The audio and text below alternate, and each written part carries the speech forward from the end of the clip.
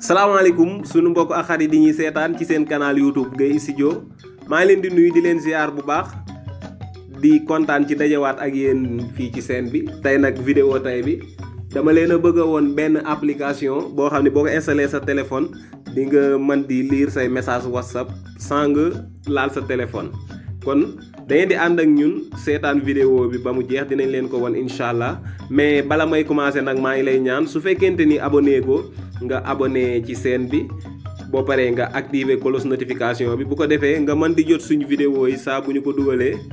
waaw boo xësee ba activer cloche bi rek vidéo bu ñu mën a dugal YouTube da lay envoyé notification xamal la ni Gueye Studio dugal na vidéo bu bees bu ko defee waaw nga seetaan ko lépp lu siy jariñ kenn bañ la see jiitu léegi nag kon dañuy ànd ak yéen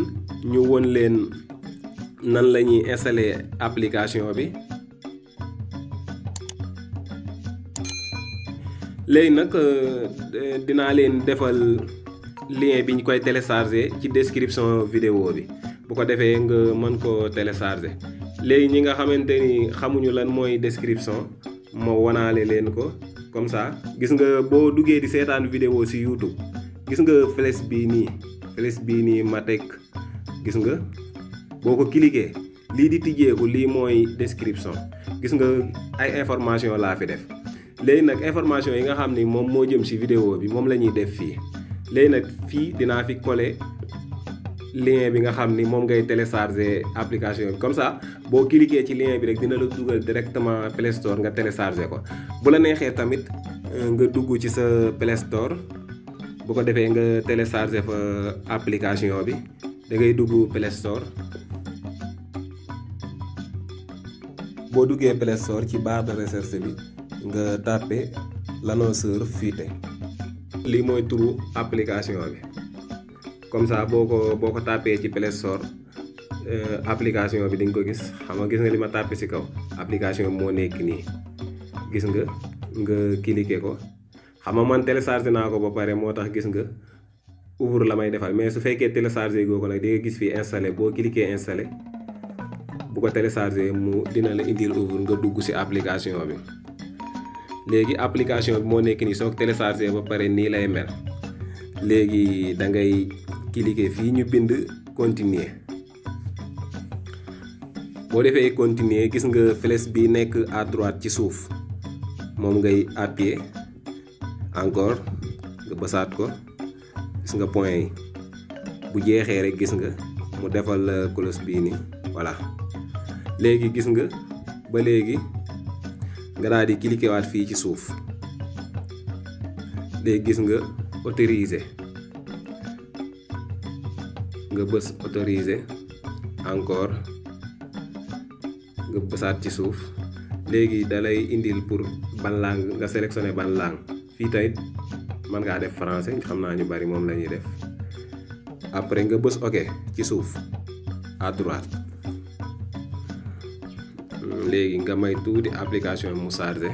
léegi fii da ngay defaat ok ba léegi nga sélectionné waat fii ban langue nga ci def ba léegi ñu jëlaat français léegi fii nii da ngay cliquer fii ci bouton bi fii ñu def fee voilà léegi nag gis nga application bi tijjeeku na nii lay tijjeeko léegi nag boo installé application bi nii da ngay cliquer fii gis nga fii ñu def configuration moom ngay appuyer bu ko defee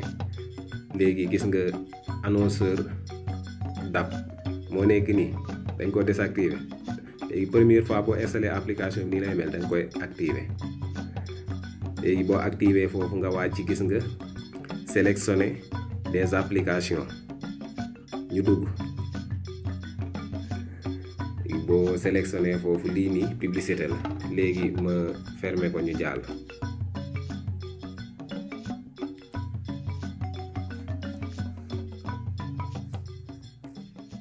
patiente tuuti rek page bi chargé ok léegi gis nga tijjil na la say application comme ça léegi nag nga war a sélectionné WhatsApp ngay def nii nga glisser wàcc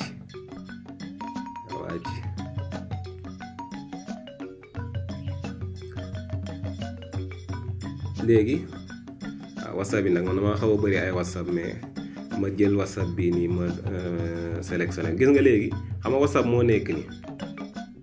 léegi tànn naa whatsapp, mais ba léegi tamit application yi yëpp rek boo si activé woon da lay jox ay notification. mais comme que tey pour whatsapp moo ñu tax a jóg, su ma leen ko wanee ba nga xam ni ñu koy utiliser ci whatsapp rek, beneen application boo si bëgg a dool di nga ko si mën a dool. léegi jël naa whatsapp, léegi ma def retour. après ma defee retour ma wàcc, gis nga fii nii répéter une annonce. léegi ñu dugg,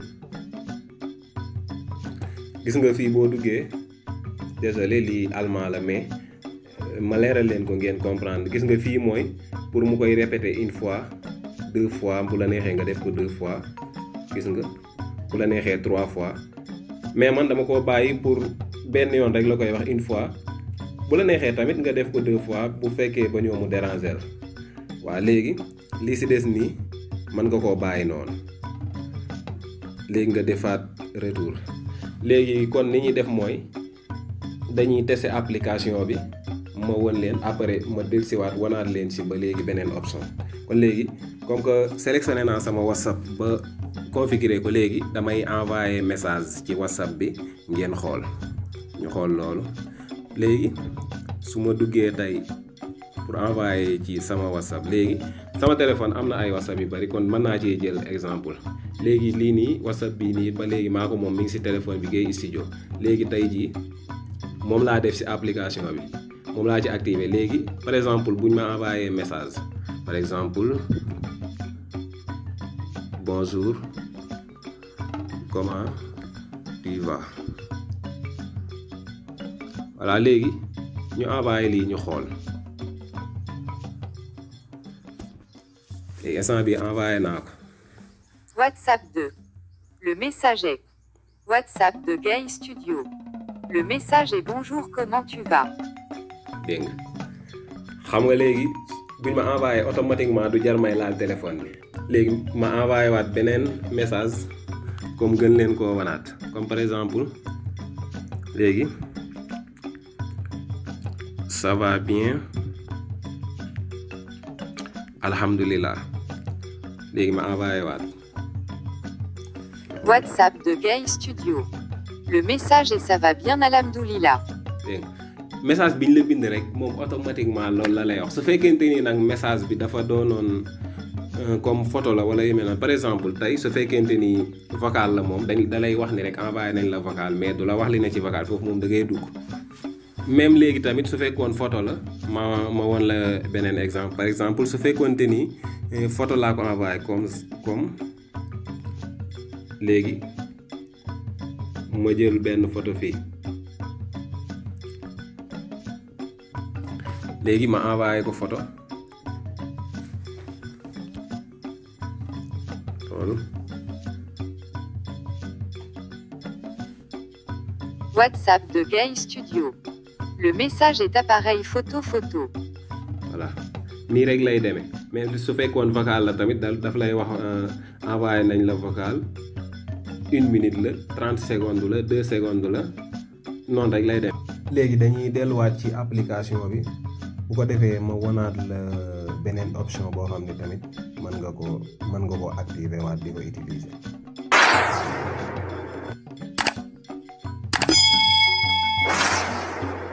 application moo nekk nii.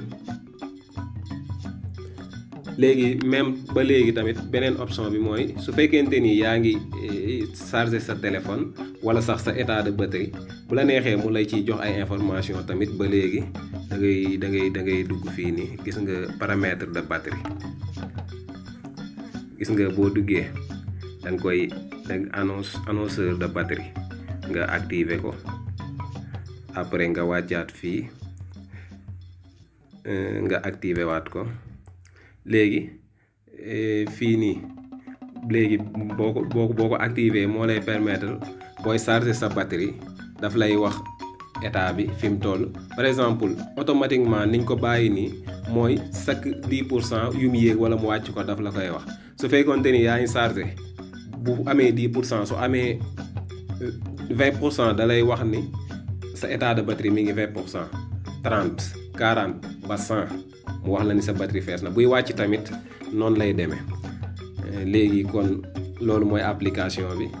ba léegi tamit lii fii ngay gis yëpp lii lépp yeneen option la mais naqari wut a comprendre option boo si dugg rek boo xoolee dina la won niñ koy régler. léegi même tamit su fekkee dem nga ba application bi nga toll foo xam da lay déranger nga bëgg ko arrêter gis nga yaa ngi ci interface application bi gis nga cloche bii nii moom ngay désactiver rek boo désactiver rek application bi dootu la jox benn information parce que léeg-léeg nga toll foo xam doo bëgg chaque minute wala chaque seconde mu lay jox ay information di la déranger da nga koy désactiver nii rek heure boo demee ba bëgg koo utiliser waat boo duggaatee nga activer waat ko gis nga mu commencé waat di la jox information. kon vidéo tay bi foofu lañu koy yemale ba fan yi incha allah maa ngi leen di jox rendez-vous ci yeneen bagage léegi nag bu fekkente ni loolu bëggoo mu raw la da ngay abonné bu ko defee nga activer cloche notification bi bu ko defee vidéo buñ dugal rek nga mën koo jot waaye tamit su fekkente ni am nga yéene lii ñu gën a jëm ca kanam a kanam maa ngi lay ñaan nga koy partager ci réseaux sociaux yi lu si mel ni WhatsApp bi Facebook Instagram ak yeneen foo ko mën a envoyer rek bu ko defee nit ñi topp lien bi ñëw seetaan ko ci YouTube bi waaw bu ko defee kon ba fan yi incha allah.